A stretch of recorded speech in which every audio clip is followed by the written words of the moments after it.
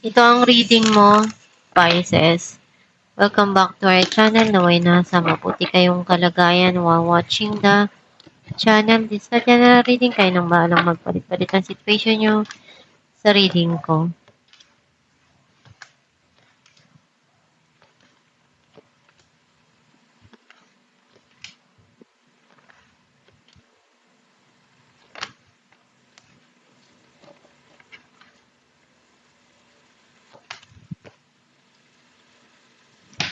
At the bottom of the deck, Queen of Wands. I feel like ang nasisense ko na energy mo, andun yung gagawin mo lahat ng makakaya mo para magtagumpay, para makuha mo kung ano yung gusto mo. Ang mensahe ng card mo, meron kang hindi makalimutan sa buhay mo na nangyari sa nakaraan. Some of you, situation or tao.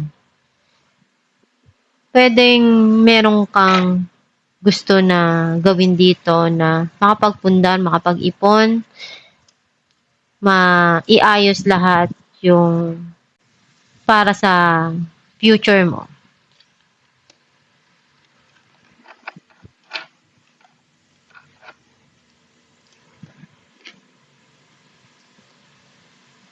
Andun yung darating yung long-term na emotional happiness para sa'yo, na masaya ka, nakasama yung pamilya mo, masaya ka na na-enjoy mo yung moment na ito, and napunan mo na lahat yung mga cups na to.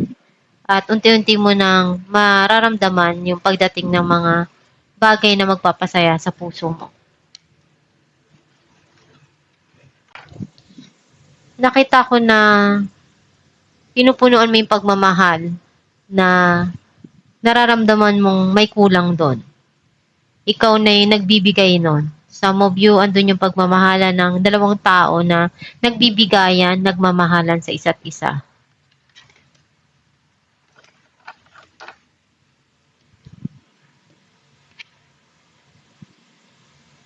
May nagpapaalala sa'yo or may mga naaalala ka sometimes na nagpapaiyak sa'yo.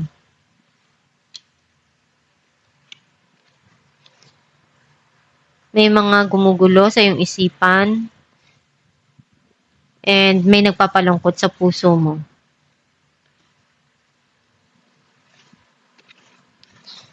Gagawin mo lahat ng makakaya mo, ipaglalaban mo yung karapatan mo.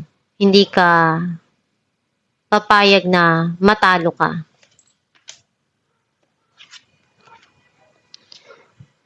Hindi ka pa makapagdesisyon, naguguluhan ka pa kung ano yung pipiliin mo, kung ano yung gagawin mo.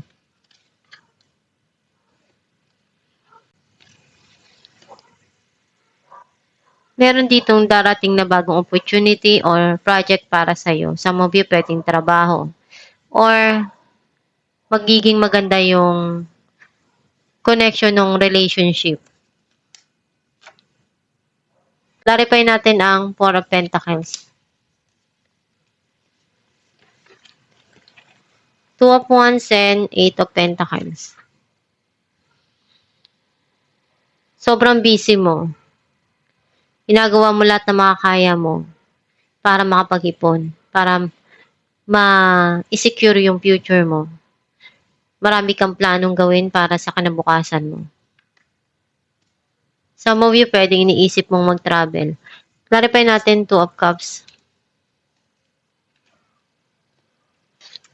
Queen of Cups and the Chariot. Andun yung sobrang sensitive ka or emotional sa mga naranasan mo. Some of you may darating dito na pwedeng engagement or ibibigay lahat ng pagmamahal na sa tingin nitong tao na to, siya yung magpupuno.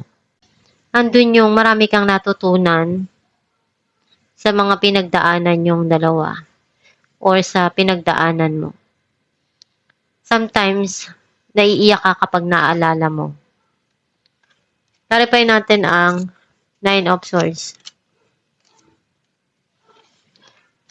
Knight of Cups and Three of Swords.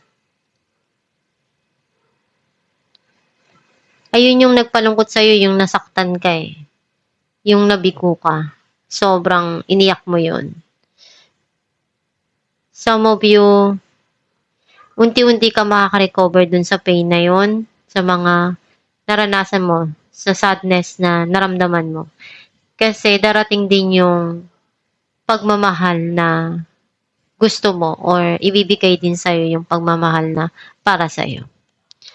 Clarify natin ang Two of Pentacles. Some of you, ikaw na yung magpupuno ng pagmamahal or magbibigay sa sarili mo na alam mong para sa'yo yun, deserve mo yun. The Hermit and the Tower. Mayroon ka pa rin binabalik tanaw, may nagpapaalala pa rin sa'yo sa mga nangyari, and tinitimbang mo pa kung ano yung magiging desisyon mo doon. Nagkaroon ng paghihiwalay or pagtatapos at may darating dito na pagsisimula. Clarify natin ang Ten of Cups. King of Wands and Temperance. Kailangan mong habaan yung pasensya mo. Andun yung darating din yung magiging masaya ka din. Tutulungan ka ng yung gabay na makuha mo yung tagumpay na para sa'yo. Dun sa magpapasaya sa puso mo, andun din yung passion. Some of you, may tao dito na binibigay yung makakaya niya to show kung ano yung kanyang loyalty or yung kanyang passion towards you. And hinahabaan niya rin yung kanyang pasensya dahil gusto niyang maibigay yung kasiyahan na para sa'yo. Clarify natin ang Five of Cups. The Star and the Wheel. Nagkaroon na ng end yung cycle. May new cycle na papasok. Andun yung peace. Kung dati nandun yung sobrang naiiyak ka pa dun sa mga nangyari sa buhay mo, unti-unti na magbabago yan. And andun yung may mga inaasahan ka na gusto mong makamit sa buhay. Nakikita ko na darating yung peace of mind and harmony sa yung new cycle. Clarify natin ang Seven of Wands. The Empress and Nine of Pentacles. Unti-unti mong na-achieve yung goal mo and nagiging masaya ka dun sa mga nakukuha mo. And binibigyan mo rin ng reward yung sarili mo every time na mayroon kang na-achieve. Dahil alam mo sa sarili mo na iyon yung magpapasaya sa'yo. Clarify natin ang Ace of Wands. Four of Swords and the Devil. Right now, andun yung nagkaroon ng no communication yung situation. And you feel connected pa rin dun sa tao or dun sa nakaraan. And unti-unti na nagkakaroon ng spark yung isa't isa. Alamin natin kung ano mensahe ng yung gabay.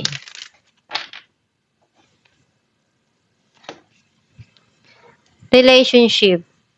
Your primary relationship is with yourself and God, and every other relationship follows from there. To attract, heal, or balance a relationship, then snuggle more closely with your loving Creator as you feel safe and loved within. So shall your other relationships bloom and prosper. Ang mensahe ng iyong gabay na Basta maganda yung connection mo sa Diyos, darating din yung biyaya para sa'yo. And gawin mo lang palagi yung best mo at magdasal ka lang. Hiling mo sa Diyos Ama kung ano yung mga pangarap mo para maibigay sa'yo yung tama at ma-achieve mo yung goal mo. Isipin mo lang palagi na maging positibo sa mga gusto mo na ma-achieve mo yon, na marireceive mo yung mga pangarap mo, yung goal mo. At itong yung reading Pisces, kung nakaresonate ka, kindly comment down below. Thank you for watching.